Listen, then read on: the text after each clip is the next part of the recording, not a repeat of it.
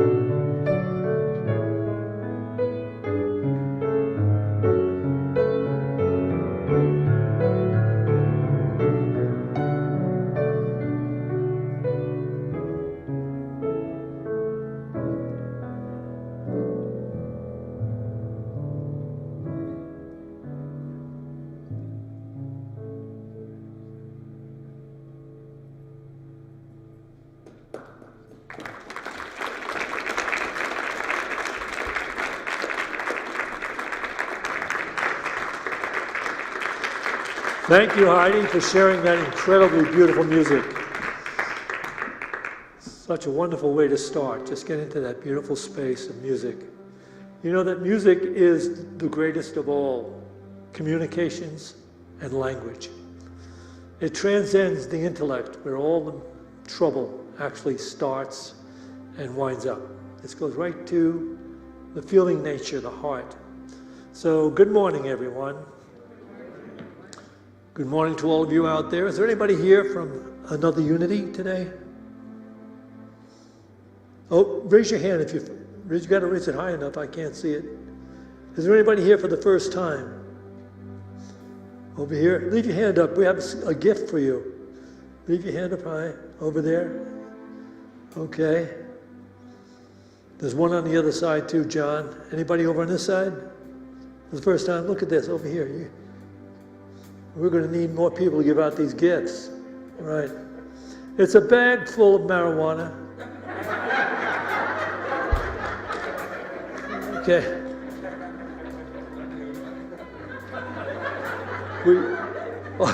We want you to enjoy unity. I think we have somebody else over here. Did you get this person over here? Raise your hand. Keep your hand up. You want to get high. All right. Okay. Well, Cintisha's taking this Sunday off. Cintisha, who you usually see at the second service. She's taking this Sunday off. It was her birthday last week, and she's going to enjoy, just being relaxed and hanging out with her kids. So I'm going to be doing the talk. In a few minutes, you're going to hear me doing the talk that Cintisha usually does. So stick around. It should be interesting. We had a lot of technical problems at the first service, and we seem to have corrected them. So you're going to get a solid, straight, no correction problem talk. All right. There's no pressure on me. There will be no problems with any of our AV today. I promise. Good morning, everyone. We got a few quick announcements here of upcoming stuff here happening at Unity of Boulder. October 31st, actually, no, that's not true. October 24th, the Sunday before Halloween, we're having our children's Halloween party, which will be here in Fellowship Hall and downstairs. Our older kids are going to make haunted houses for our kids to walk through. Andy, come on up here. Some of his kids are, some of his Uniteens are going to help make some haunted houses. But if you have kids, it's a wonderful free thing. Invite your neighbors' kids, invite anyone. Everyone's welcome to come check out our Halloween party. It's a good time. Here's Andy Lennox here to talk to us about what's going on in Uniteens. Thank you. Are you sick of me yet? Okay. Are you going out and earning your karma points? So, life's slowly getting back to normal? No, there will never be normal again, but it's really nice to see people out on the street, getting caught in traffic because there's a race out in front and all of that good stuff. Life for our kids is really not getting back to normal. They're back in schools. Some schools have mask mandates. There's still social distancing. And what do our kids need? Love. They need love. They get it at Unity. And one of the things that we're going to do for our kids, besides this Halloween party, which is fantastic, next Sunday, a week from today, we're going to take a bunch of kids over to Gateway Park. So it'll be about $20. We'll have an entire afternoon. We'll have some pizzas later. If you know any kids that need this, and they all do, 11 and up, please let them know. You can contact me at andyofunityofboulder.com or call the office. But we're going to be going over there about 12:30 and just giving the kids a little chance to be with other kids who want some peace and love in their lives. So please help support these programs. They're really wonderful. They provide such a service for our kids. And one last thing, we will not be handing out bags of marijuana. Thank you. Yeah, Jack really set the bar high on that one. November 1st, which is a Monday, we are going to start for the first time in almost 2 years. We're starting a brand new A Course in Miracles class, or ACIM. This is for people who have taken it before or who have never taken it at all. Everyone's welcome. It's going to run for a year on Monday nights from 6 to 7:30. It's $25 to register and $10 a class. But the deal with this is not a drop-in group. After the second week, if you have not registered, the group is closed, and it's just for those who have registered after that, so they can get going and get the course on track. Let's see on what else we got. On actual Halloween, on October 31st, we have our annual Samhain celebration led by Norma. This is our celebration that marks the summer's end, and we also celebrate the harvests from the summer. But not only that, it's also where we celebrate loved ones who have passed, and you can bring memories, pictures, written things from people who have passed, and we will burn them and send them on their way. And that's free. Anyone can come to that, October 31st at 7 p.m. And finally, next Sunday, right here on this stage, we are going to be screening a local documentary film called This Is Not Who We Are. It is a documentary about exploring the gap between Boulder's progressive self-image and the actual truth of the lived experience of its black citizens. It is co-made by our film director who sits up in that booth up there, Katrina Miller. We are very excited to be one of the first places showing this film. You do need to register for it. You can register for it on our website. Just go to events and you'll find it. And you can register. It's free, it's easy, and it's about a half hour long. Please come check it out. It'll be awesome. So thank you very much.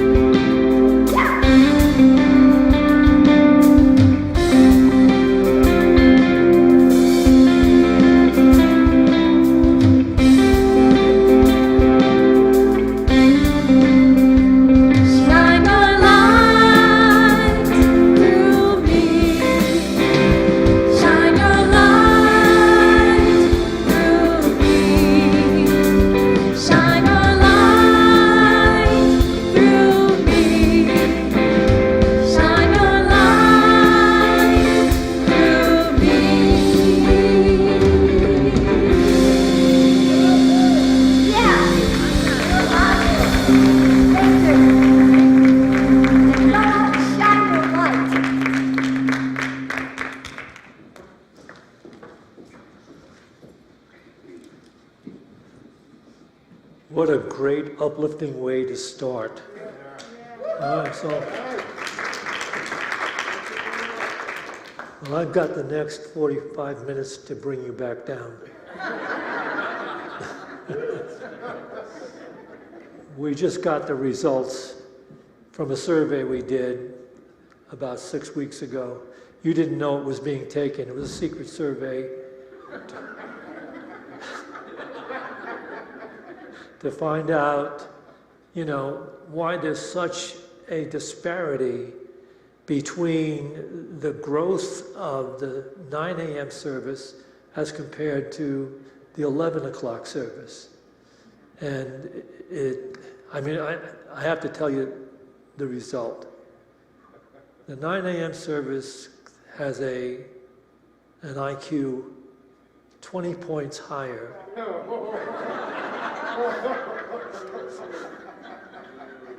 I'm just telling you the truth about it. They're smarter. So I've toned my talk down for you.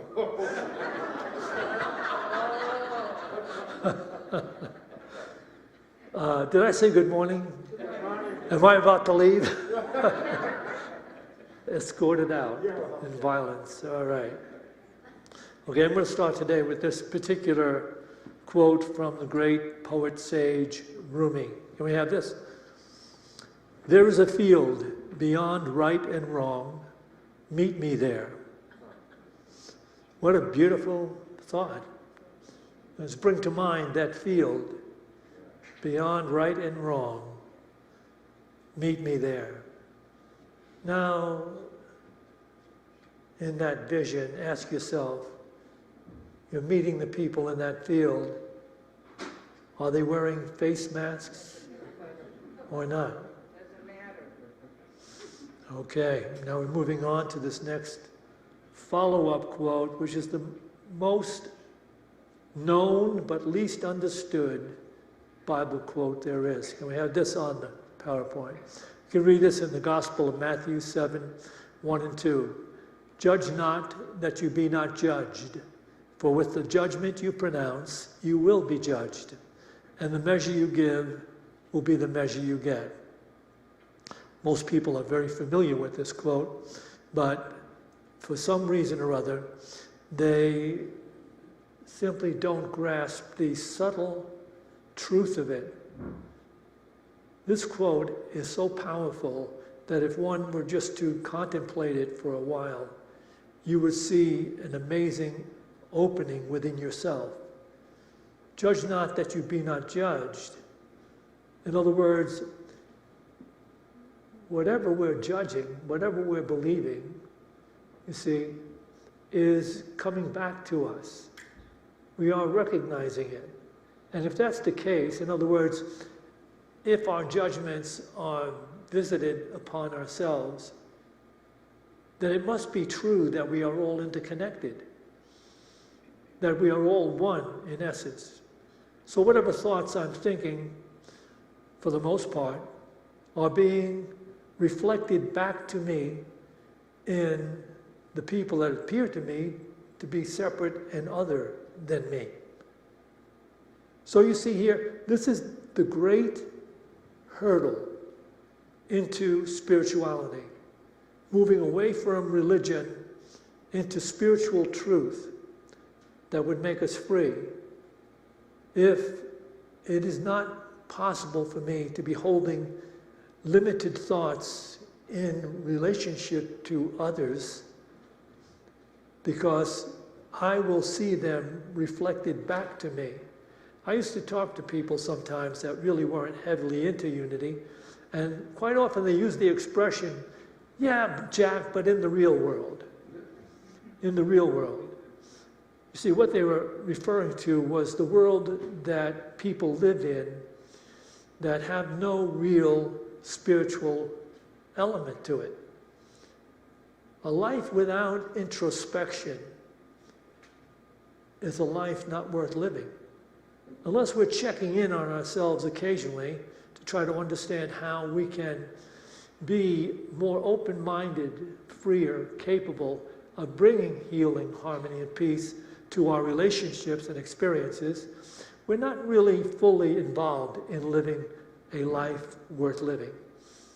And so this particular quote, judge not that you be not judged, for with the judgment you pronounce, you are judged.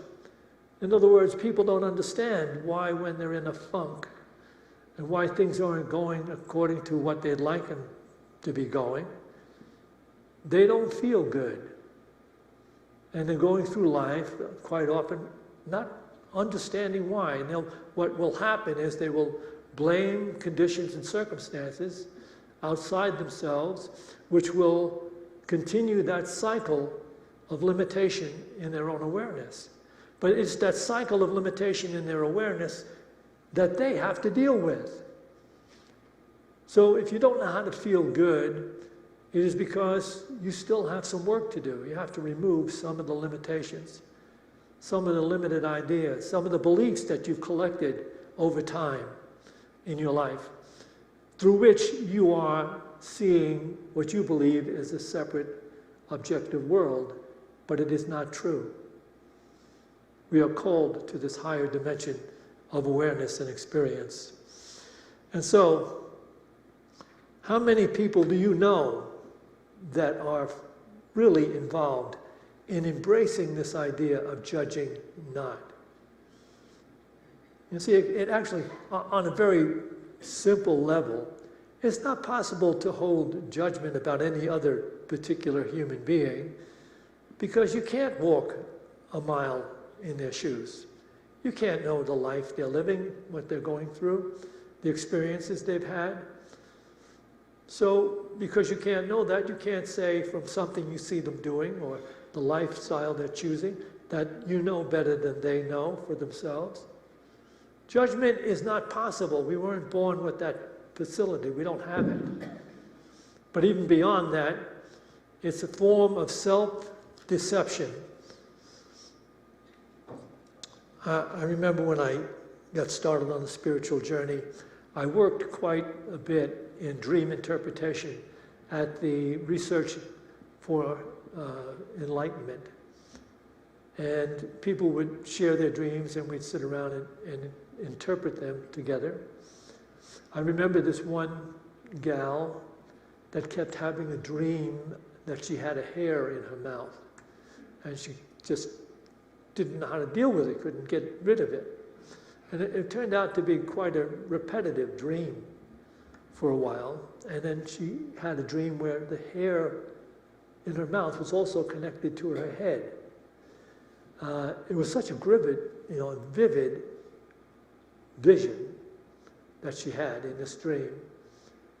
And ultimately, I think most people in the group understood it, but they were very gentle with trying to get her to find the essence of that dream. And she finally did. She said, you know what, I'm very judgmental. My mouth is always saying things about people that is not right, not good, not true often. So she was getting this dream to give her a little hint about some flaw that she was still involved with in her consciousness. Is it any wonder, though, because we simply go through our early stages of life, we're born and raised in this society, and we all develop our collection of beliefs along the way. So many of them are put in by authority figures, parents, peers, that really aren't enlightened themselves. And yet we grow up with that, and we live in this idea of separation and fear. Is it any wonder that those that have taken to task their own awareness and transcended that initial state of consciousness, is it any wonder that they claim that that world they left behind is insane? If anybody just takes an honest look at the world, I mean, just take a look at the news, and you realize the world has got to be insane.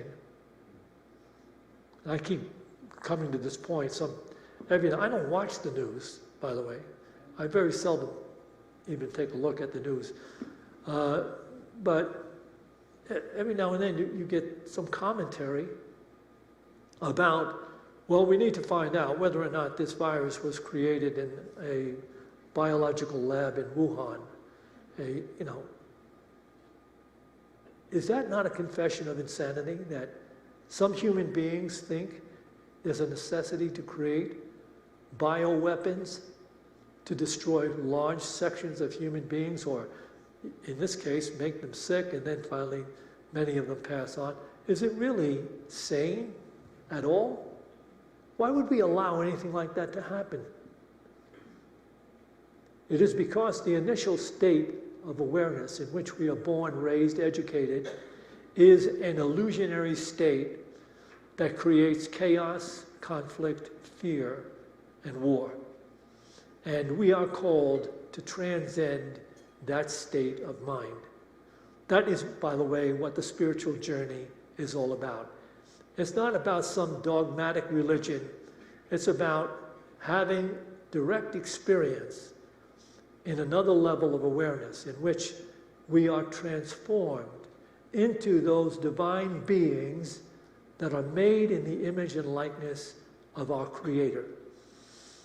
And that's what our journey in unity is specifically all about. So, look, we can judge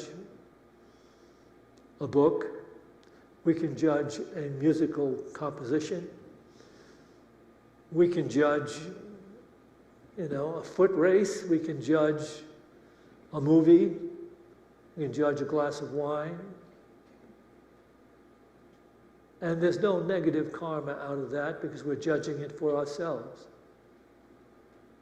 But if we were to hold a negative opinion about any other human being, we would be involved in self-deception.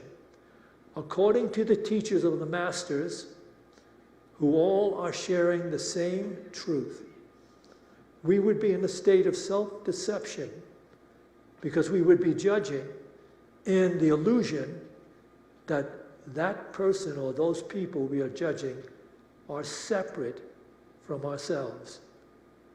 Now you begin to realize how difficult this divide to get over is. You see what we're talking about here? We're talking about leaving behind a thought system of separation, of duality, a thought system in which we were raised and educated, that there's me, because I'm defining myself as this body-mind, in a world of separate others,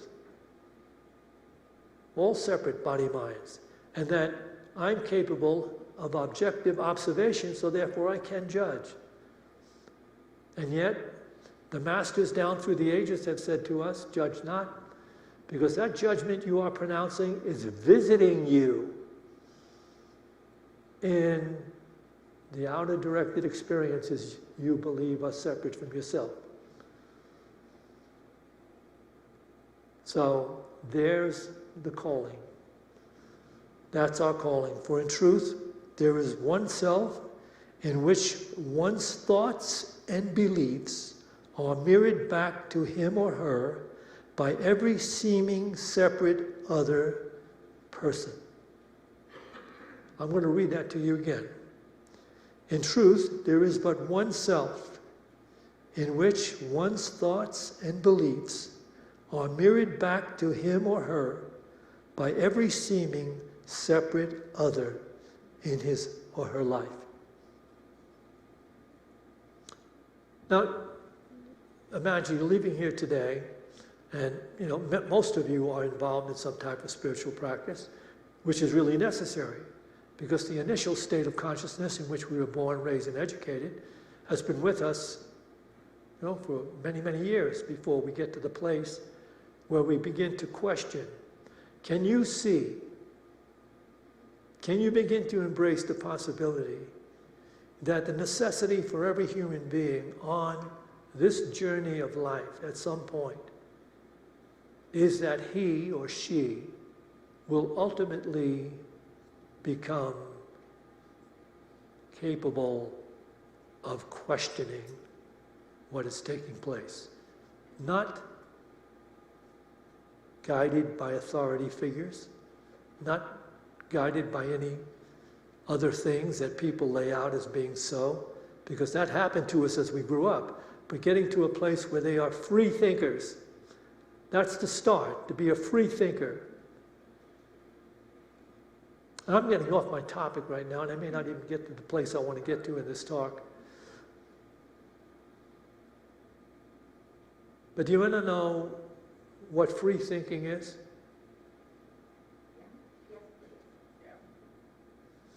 I heard an answer over here. Yes. Okay.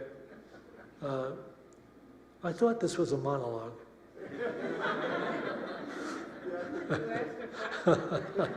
I know. It was, I could say it's a rhetoric question. No.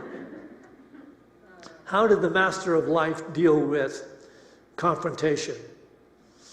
When someone came up to the Master of Life and Death and Truth and said to him, oh, hey, you can't heal on the Sabbath because the law is that you cannot work on the Sabbath. And so you're breaking the law. And what did Jesus say to such a character, a Pharisee? He said to him, hey, excuse me, but what feels right to you? If your son falls into a pit on a Sabbath day, would you pull him out? What is that about? He turns the question to the Pharisee who's caught up in the legalese of the life lived at that time, and he has to answer that question from, listen to it. He has to answer that question, what feels right to you? What feels right to you? Forget everything else. When some edict is coming down on the human race, what feels right to you inside? And this is all that unity is ever about, is that there is at the core of our being our divine presence, made in the image and likeness of the Creator itself. And when we go within and start to question deeply the right and wrong of things, only for ourselves, knowing we can't understand the right or wrong for anyone else, because everybody's situation and condition and circumstances are different. Their choices come from a different level of understanding. But we can decide for ourselves at this particular point in our process of evolution, does it feel right to me? Would I want this done to me? Would I accept this as being thought about me? And you'll find your way into the consciousness of God. And that is the journey, that is the way we get there. By moving within and asking. Thus we are called to be reborn, and when we are reborn, we will bring with us an understanding that is revealed in this particular video. Can we have the video? Have we got the video of this service? Look at this.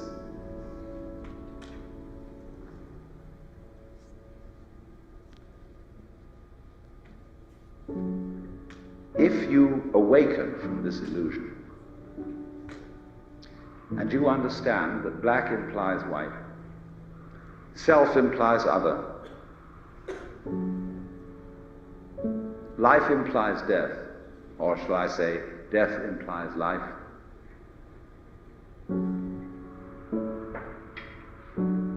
you can feel yourself not as a stranger in the world, not as something here on probation, not as something that has arrived here by fluke, but you can begin to feel your own existence as absolutely fundamental.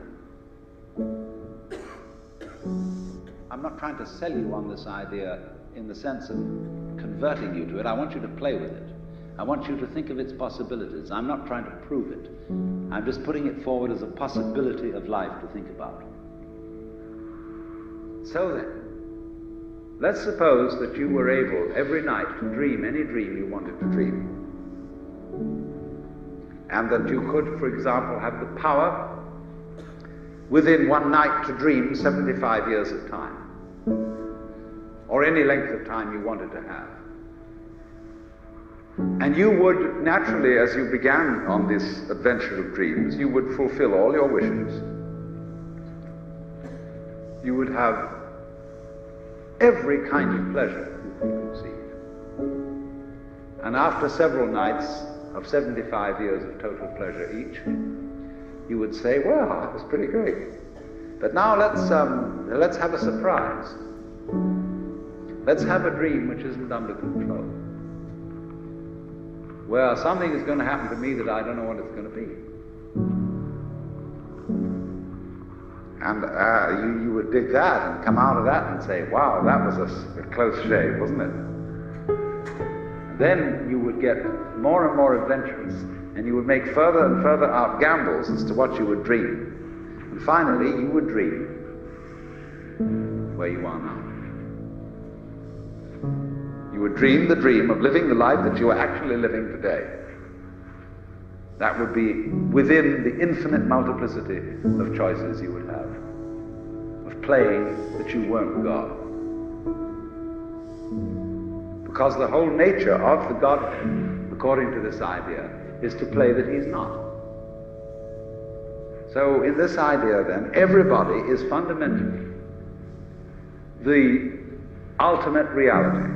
Not God in a politically kingly sense, but God in the sense of being the self, the deep down basic whatever there is. And you're all that, only you're pretending you're not.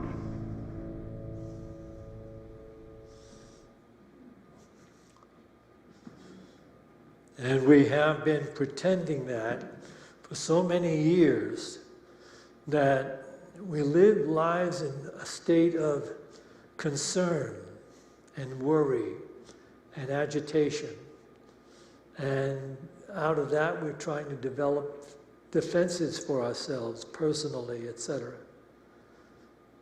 But if we were to make the connection that we are that divine intelligence, that eternal life and love that is God, that we are made in that image and likeness. If we were to make that connection, do you see how it would alleviate all the concerns, all the worries, and all the fears? Oh, we'd still live. We would be, as Jesus said of his disciples, they'll be in the world, but not of the world, not of the thinking of the world. They will have been free of that because they understand themselves to be divine beings, eternal beings. Can you know, when you know that so totally by experience, then all the limited fears and concerns that people harbor are diminished.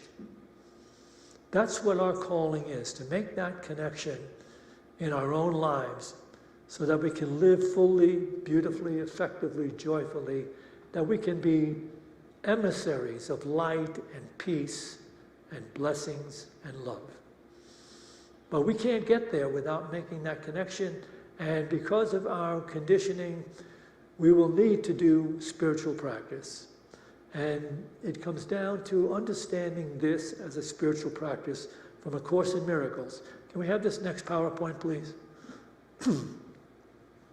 You can read this in the Course in Miracles workbook, page 329, paragraph 2. Perception has a focus. It is this that gives consistency to what you see. Change but this focus, and what you behold will change accordingly. Your vision now will shift to give support to the intent which has replaced the one you held before. Remove your focus on your brother and sister's sins, and you experience the peace that comes from faith in sinlessness. This faith receives its only sure support from what you see in others past their sins. For their mistakes, if focused on, are witnesses to sins in you, and you will not transcend that sight and see the sinlessness that lies beyond. If you have no connection at all, I haven't been in touch with A Course in Miracles. I'm going to take this again, and then we'll go through it a little bit. Perception has a focus. It is this that gives consistency to what you see. Change but this focus, and what you behold will change accordingly. Your vision now will shift to give support to the intent, your inner intent, which has replaced the other intent you held before.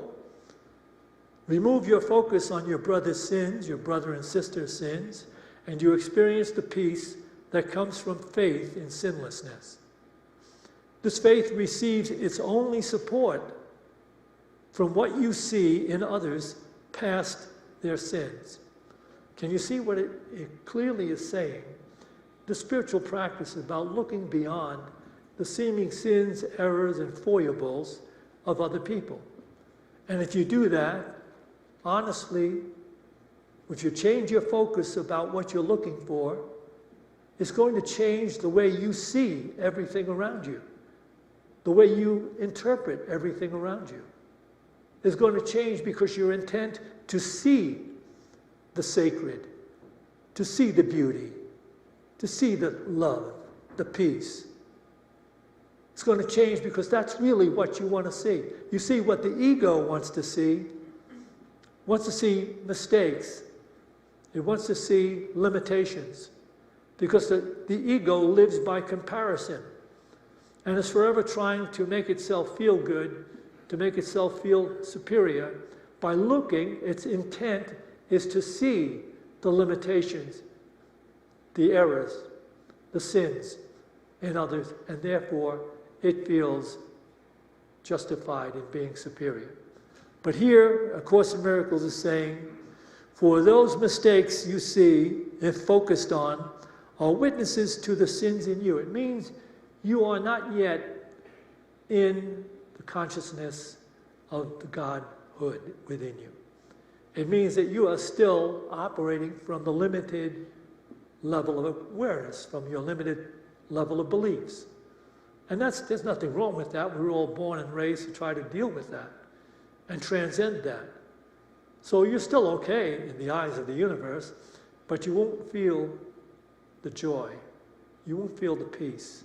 You won't feel the wholeness, the presence, until you clear yourself of that limited perception, as it is asking us to do. And you will not transcend that sight and see the sinlessness that lies beyond it.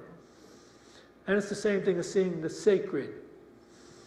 Can you imagine if at some point, and you will if you continue to do the spiritual practice, you'll get to a place where you will see everything and all of the separate confrontations that come your way, the things that happen that you're not in keeping with your desires or expectations, the seeming errors that others push in your area, your life. You will see them only as an opportunity to bless, to forgive, to release. You'll be one with the divine will of God. So that's the truth that we're working to fulfill. This transformation requires faith, of course, because we don't have that prescient knowledge. And by the way, we don't enter that state of divine consciousness and remain there. We enter that state of divine consciousness to recognize our oneness as a soul that goes on eternally. And that frees us from what the mind has collected, its beliefs, its fears. It frees us from that. And we know we can return to that through spiritual practice. And Eckhart Tolle, the Master of Masters, is going to share with us, which is what he does, he shares with us a yoga that we can use to transcend the limited thinking of the mind. And here it is. Can we have this next PowerPoint? He shares this in Stillness Speaks. That's page 100, paragraph 1 and 2. Whenever you meet anyone, no matter how briefly, do you acknowledge their being by giving them your full attention? Or are you reducing them to a means to an end, a mere function or role? A moment of attention is enough. As you look at them or listen to them, there is an alert stillness, perhaps only 2 or 3 seconds, perhaps longer. That is enough for something more real to emerge than the roles usually play and identify with. All roles are part of the conditioned consciousness that is the human mind. That which emerges through the act of attention is the unconditioned you, who you are in essence, underneath your name and form. You are no longer acting out a script. You become real. When that dimension emerges from within you, it also draws it forth from within the other person. Ultimately, of course, there is no other, and you are always meeting yourself. Can we take this back again, please? Whenever you meet anyone, no matter how briefly, do you acknowledge their being by giving them your full attention? Well, in order to do that, you would have to surrender that impulse to be looking for how you are better than, smarter than, brighter than, more spiritual than they are. That's what the ego does, forever trying to feel superior to that which it looks upon. But here, what it is saying, if you were to give your full attention to anyone you meet, or are you instead reducing them to a means to an end, a mere function or role? A moment of attention is enough. As you look at them or listen to them, there is an alert stillness, perhaps only 2 or 3 seconds, perhaps longer. That is enough for something more real to emerge than the roles we usually play and identify with. All roles are part of the conditioned consciousness that is the human mind. That which emerges through the act of attention is the unconditioned, who you are in essence, underneath your name and form. You are no longer acting out a script. You become real. When that dimension emerges from within you, it also draws it forth from within the other person.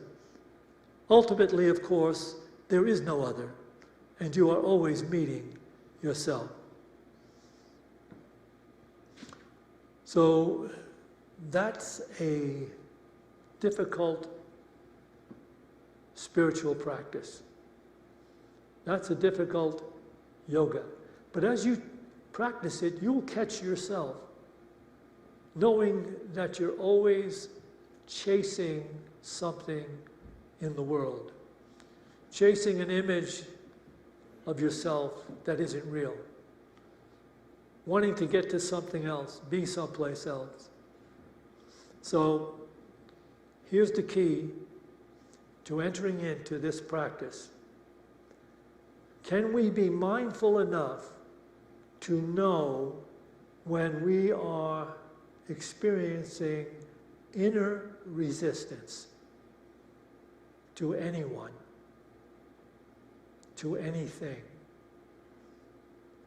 When we are mindful enough to know I'm experiencing inner resistance, you are beginning to awaken. At that point, you're learning how instead to choose peace and bless and be present in the only moment that actually is real and exists, is this now moment. Here's where it's going to wind up. Now, this is where the masters live. They enter every day only with a preference for what they'll do next. They have no inner demand. No inner demand in a master that I'm going to get this to happen. I'm going to have to make that happen. I'm going to have to get to this or get it done. There's no inner demand in them. They have a preference to make that happen, but if it doesn't happen, they're okay with what's going on because they have no ego-centered idea that I need that to happen. in order to continue to glorify my personage. So as you arrive at this place where you don't need to have strong, demanding plans, strong, demanding opinions or judgments, can you imagine getting up in the morning and just being so totally spontaneous as to live and do whatever you find happening in your experience? To live and do and flow with whatever you find happening in your experiencing, in your experience. Not wanting, not fearing, not grasping, just allowing life and you to merge and become one. And this whole idea of being separate from everything you look upon finally just drifts away. And you enter the consciousness of the sacred. You become sacred, and everything you look upon appears sacred. That's the journey. Let's take a few moments for meditation together. Let's take a couple of deep breaths. As you release the breath, release any cares or concerns you may have brought with you. Just let them go. And enter into this contemplation, willing to be one, knowing I am he, I am they, I am she. Everything you think of me. Everything you do to me. Be still and know that I am one. Be still and know that I am God.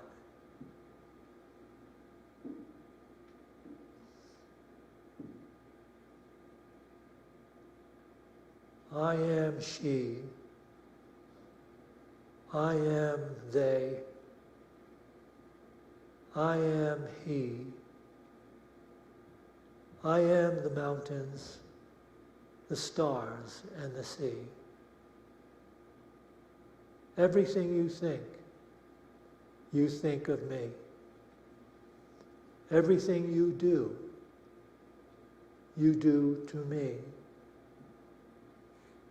Be still and know that I am one. Be still and know that I am God.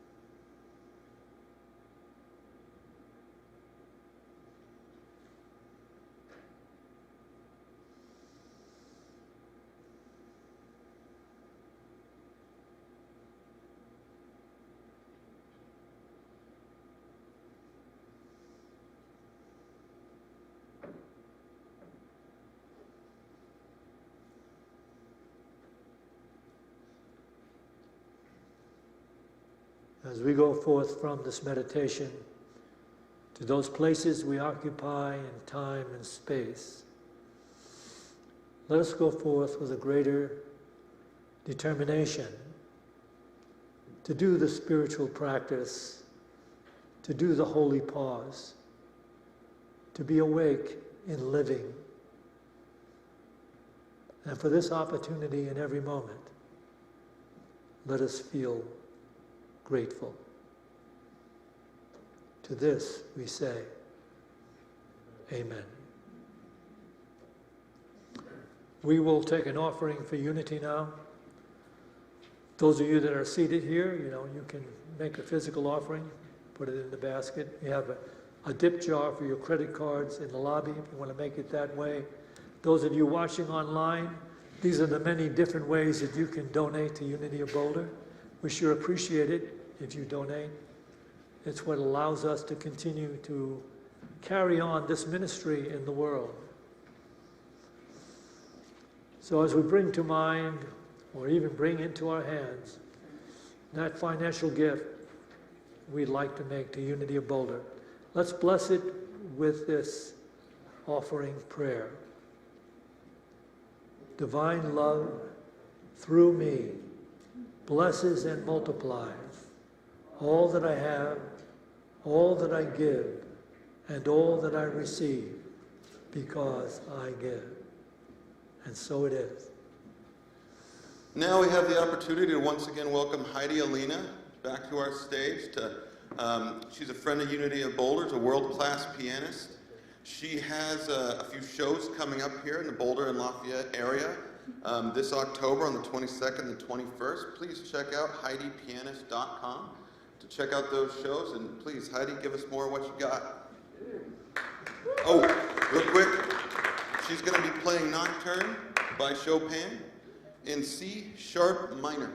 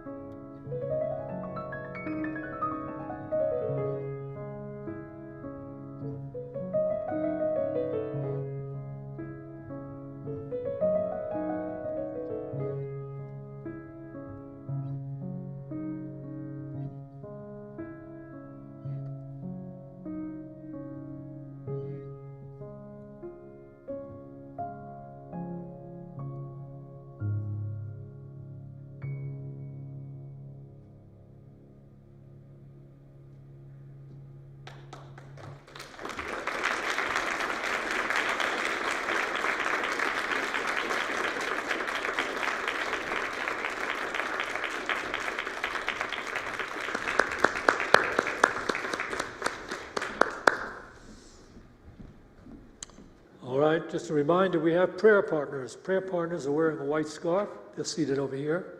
If you have a particular challenge in your life and you want to pray with somebody about it, just remain seated as everyone files out, and our prayer partners will come to you and guide you down to our beautiful meditation room and share a prayer with you.